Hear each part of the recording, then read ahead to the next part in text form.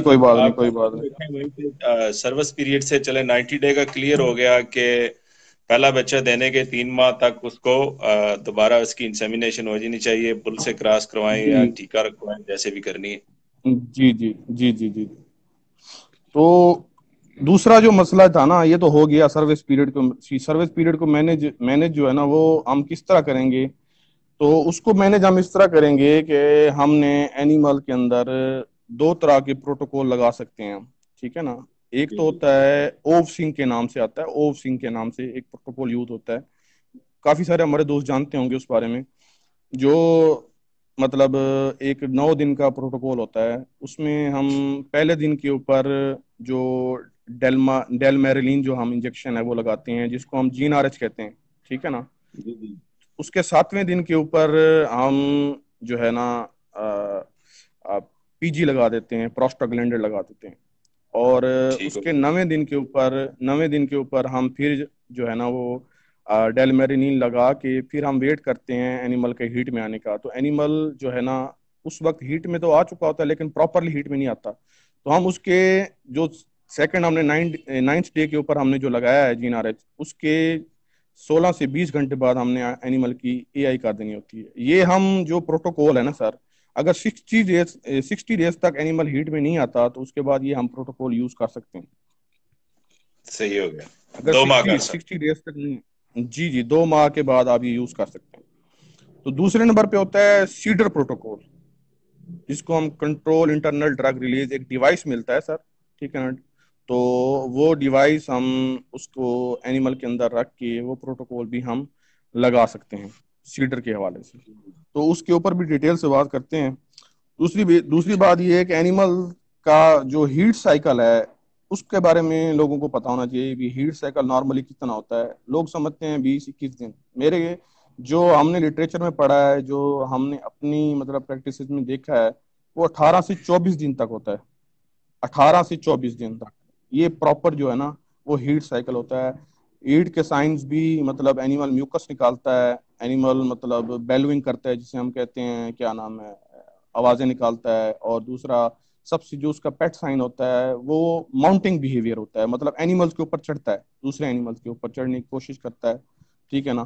تو یہ بھی مطلب جو ہیٹ سائن ہے اس کا پتہ ہونا چاہیے۔ ایسٹرس سائیکل جو ہوتا ہے وہ 18 سے 24 دن کا ہوتا ہے، وہ پراپر اگر 18 دن پہ آپ کے اینیمل ہیٹ میں آ رہا ہے تو وہ بھی نارمل ہے، اگر 24 دن کے اوپر ہیٹ میں آ رہا ہے وہ بھی نارمل ہے۔ تو اس جی۔ میں اگر جی جی یہاں پہ جی ایک پوائنٹ میں آپ سے پوچھنا چاہوں گا کہ بعض جانور، خاص کر یہ گرما میں مسئلہ ہوتا ہے کہ وہ سائلنٹ ہیٹ میں آ جاتے ہیں، اور کچھ نئے فارمرز کو پتہ نہیں چلتا کہ یہ جانور ہیٹ میں آ گیا ہے، تو وہ جو سائلنٹ ہیٹ ہوتی ہے اس کے بارے میں بھی تھوڑی آگاہی دے دیں اس کے ساتھ ہی، کیونکہ ہیٹ پر بھی بات چل رہی ہے۔ جی جی سائلنٹ ہیٹ کا جو مسئلہ ہوتا ہے نا وہ زیادہ تر بفلوز میں ہوتا ہے، جی بفلوز جی میں سائلنٹ ہیٹ کا مسئلہ ہوتا ہے۔ بعض کو بھی اس طرح کی ہوتی ہیں کہ وہ ہیٹ سائن شو نہیں کرتی، ٹھیک ہے نا، پراپر ہیٹ سائن شو نہیں کرتی۔ اچھا، اس میں جو آپ بتا رہے ہیں نا سائلنٹ ہیٹ کی میں بات کر رہا تھا، تو کاؤز میں بہت کم جی ہوتا جی ہے، میں نے بہت کم دیکھنے میں ملا ہے، ٹھیک ہے نا، لیکن ہوتی ہیں اس میں۔ اور اس میں ولوا جو ہوتا ہے وہ سولن ہوتا ہے، ٹھیک ہے نا، جو پیشاب والی جگہ جس کو ہم کہتے ہیں، جس کو سار بھی کہتے ہیں، وہ سولن ہوتی ہے، اور میوکس ڈسچارج اس میں ہوتا ہے، اس میں ویلوئنگ نہیں ہوتی، اور بیلوئنگ نہیں ہوتی اس میں، اور اس کے اندر ماؤنٹنگ بیہیویئر نہیں ہوتا بعض کا اس کے اندر، ٹھیک ہے نا۔ تو اس میں یہ ہوتا ہے کہ آپ کے پاس آخر نر بچڑے جو ہوتے ہیں، ٹھیک ہے نا، اپنے فارم کے اوپر لوگوں نے رکھے ہوتے ہیں، تو وہ اس کو جو ہے نا وہ اس کے قریب وغیرہ لے جائیں، ٹھیک ہے نا، اگر وہ ماؤنٹنگ کرتا ہے تو اینیمل ہیٹ میں ہے۔ ویسے بھی جو پریکٹس ہونی چاہیے، جو اپنے فارم چھوٹے فارمر جو ہیں ان کے پاس ایک میل جو ہے نا لازمی ہونا چاہیے، بریڈر ہونا چاہیے ان کے پاس، لازمی ہونا چاہیے، کیونکہ جی جی آپ اگر جی جی آپ صبح بھی وہ سارے اینیملز کا ایک چکر لگوائیں نا، اس کو صبح بھی لگوائیں اور شام کے ٹائم بھی لگوائیں آپ، ٹھیک ہے نا۔ جو اینیمل ہیٹ میں ہوگا نا وہ اس میں تھوڑا سا انٹرسٹ شو کرے گا، بات سمجھ رہے ہیں، تو وہ اس سے جی جو جی سائلنٹ ہیٹ کا مسئلہ ہے وہ کور ہو جائے گا۔ اگر آپ نے سائلنٹ ہیٹ کو بھی نہیں دیکھنا، کچھ بھی نہیں کرنا، آپ کنٹرول بریڈنگ کروا دیں ان کی۔ کنٹرول بریڈنگ کا جیسے میں نے آپ کو بتایا ہے اوف سنگ پروٹوکول ہے اور ایک سیڈر پروٹوکول ہے، چپ کر کے وہ کروا دیں، سائلنٹ ہیٹ کا مسئلہ ہی کوئی نہیں ہے، سائلنٹ ہیٹ کا مسئلہ ہی کوئی نہیں ہوگا۔ अच्छा, दूसरी बात मैं बता रहा था कि एंडोमेट्राइटिस का मसला होता है। एंडोमेट्राइटिस क्या है? अंदरूनी इन्फेक्शन हो जाती है। वो अ, जो एआई शीट होती हैं वो ठीक इस्तेमाल ना करने से भी हो सकती है, और सफाई सुथराई का सही तरीके से बंदा ख्याल नहीं रखता, उसकी वजह से भी हो सकती है। अंदरूनी इन्फेक्शन की वजह से भी हो सकती है। उसका मैंने बेस्ट इलाज, मैंने आपके ग्रुप में भी कई दफ़ा लोगों को बताया हुआ है कि 10% पायोडीन का सोल्यूशन बना के ना वो आप यूट्रस में रख दें एक दफ़ा बीज रखवाने से पहले, और प्रोटोकॉल कोई लगाने से पहले एक दफ़ा लाजमी आप वो अंदर रख दें रहम के अंदर, ताकि उसकी सफाई हो जाए। कोई अगर एंडोमेट्राइटिस का मसला है तो वो क्लियर हो जाए। 10% पायोडीन का सोल्यूशन, ठीक है ना। तो और जो सोल्यूशन आपने अंदर रखना है रहम के अंदर, वो 40 ml से ज्यादा ना हो। ये भी एक मतलब मैक्सिमम एक इल्मी बात है। मैक्सिमम 40। जी, मैक्सिमम 40 ml हो।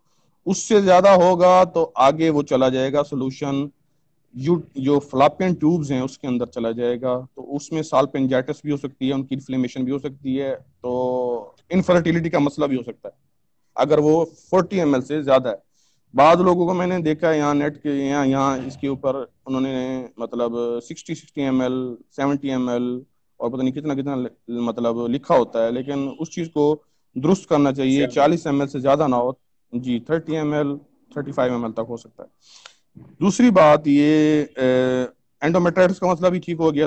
और उसके बाद हो गया कोई जो रिप्रोडक्टिव डिजीजेज के ऊपर या डिसऑर्डर जो है ना, वो कौन कौन से हैं, उनकी मैनेजमेंट किस तरह होती है। अगर फॉर एग्जांपल एनिमल की पुअर न्यूट्रिशन है या अंदरूनी हार्मोनल बैलेंस यानी कि हार्मोनल इम्बैलेंस की वजह से सिस्टिक ओवेरियन डिजीजेज हो सकती हैं। सिस्टिक डिजीजेज, ठीक है ना, अंदरूनी रसोलियां बन सकती हैं, ठीक है ना।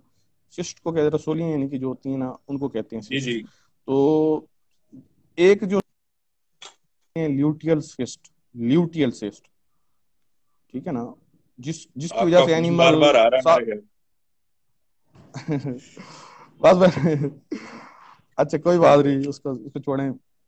जो सिस्टिक ओवेरियन डिजीज है, जो ल्यूटियल सिस्ट है ना, इसकी वजह से एनिमल साला साल हीट में नहीं आता, 1 साल भी नहीं आता, 2 साल भी नहीं आता, ठीक है ना। जी जी, तो बार दफा आते हैं ये भाई, थोड़ी सी... 1.5 साल हो गए। जी जी जी, ये वजह भी हो सकती है। और दूसरी वजह उसकी ये है कि एनिमल के हीट में ना आने की, फ्लैट ओवरीज होती हैं, ओवुलेशन ही नहीं होती, अंडा बन ही नहीं रहा होता अंदरूनी तौर पे ना, अंडा बन ही नहीं रहा होता, ठीक है ना। तो उसका वो ज्यादा खतरनाक सिचुएशन है सिस्टिक ये नहीं कि ल्यूटियल सिस्ट के मुकाबले में, ठीक है ना। तो उसमें थोड़ा सा एफर्ट करनी पड़ती है बंदे को, वो फिर मसला हल हो जाता है। दूसरी जो कंडीशन होती है सिस्टिक ओवेरियन डिजीजेज में, वो होती है फॉलिकुलर सिस्ट। एनिमल बार बार हीट में आता है, 14 दिन बाद, हफ्ते बाद, 10 दिन बाद, 15 दिन बाद एनिमल दोबारा हीट में आ जाता है, दोबारा हीट में आ जाता है, बार बार हीट में आता रहता है। इसको हम कहते हैं निम्फोमेनियक। निम्फोमेनियक एनिमल होता है। निम्फोमेनियक होता है भी बार बार जो हीट में है, जिसमें सेक्सुअल डिजायर बहुत ज्यादा हो, ठीक है ना। तो एनिमल बार बार हीट साइन शो करे, तो वो एनिमल भी कभी प्रेग्नेंट नहीं होगा जब तक उसकी सिस्ट का जो है ना वो इलाज आप नहीं करेंगे।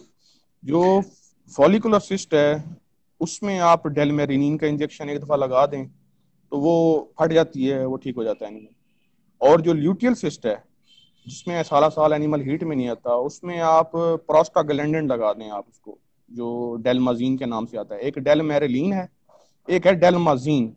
डेलमाजीन जो है ना वो प्रोस्टाग्लैंडिन है, ठीक है ना, वो आप लगा दें उसको, ठीक है। तो वो एनिमल हीट में आ जाता है, सिस्ट टूट जाती है, तो उसमें प्रॉपर एनिमल हीट में आ जाता है। अगर उस मतलब अगर 2 3 दिन के बाद एनिमल हीट में आ जाते हैं, तो अगर उसमें नहीं वो कंसीव करता, तो नेक्स्ट जो उसकी हीट होगी वो प्रॉपर हीट में आएगा, और नेक्स्ट में वो लाजमी कंसीव कर जाएगा। ये उसके है दूसरी। और ठीक उसमें है।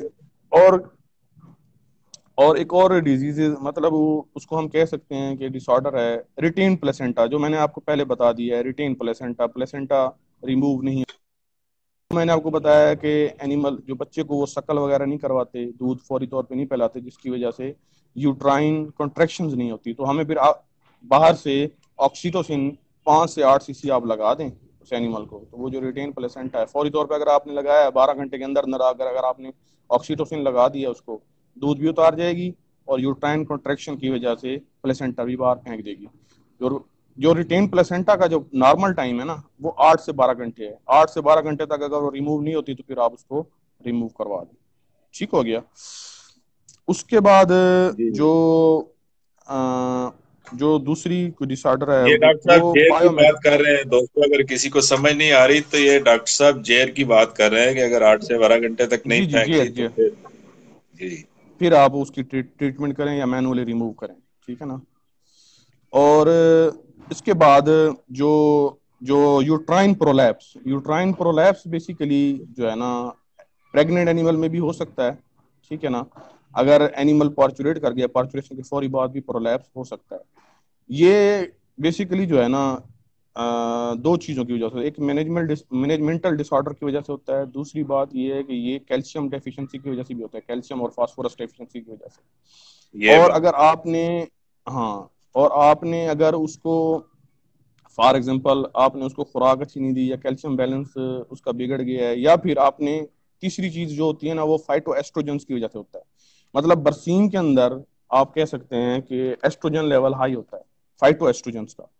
बरसीम के अंदर अगर आपने बरसीम ज्यादा मिकदार में खिला दी है, ठीक है ना, उससे एबॉर्शन के चांसेस क्यों ज्यादा होते हैं। बाज फार्मर कहते हैं यार हमारे एनिमल दो तीन तीन चार महीने के अंदर एबॉर्ट कर गए हैं, हम उनको बरसीम खिला रहे हैं, साथ में थोड़ी सी तूड़ी दे रहे हैं, थोड़ा सा वंडा दे रहे हैं और ये कर रहे हैं, तो ये एनिमल क्यों पार्चुलेट करता है। उसकी वजह ये होती है कि बरसीम में जो ड्राई मैटर है बहुत कम है, ठीक है ना।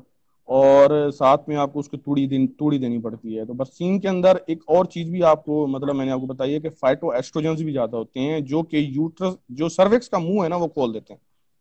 तो हम्म। बरसीम भी एक लेवल के अंदर दें, ठीक है ना। उसके साथ आप कोई और चारा मिक्स करके दे सकते हैं, जैसे मकई का चारा आप मिक्स करके दे सकते हैं, साथ में आप तूड़ी वगैरह भी दे सकते हैं साथ में उसको। तो और ज्यादातर आप फिर उसको वंडा भी साथ में दे सकते हैं, लेकिन बरसीम का जो रेशियो है ना वो आप कम ही रखें तो ज्यादा बेहतर है, क्योंकि बरसीम के अंदर फाइटो एस्ट्रोजन ज्यादा है, प्रेग्नेंट एनिमल के लिए बहुत खतरा है। और मतलब दूसरी बात, अब आयल के दिनों में।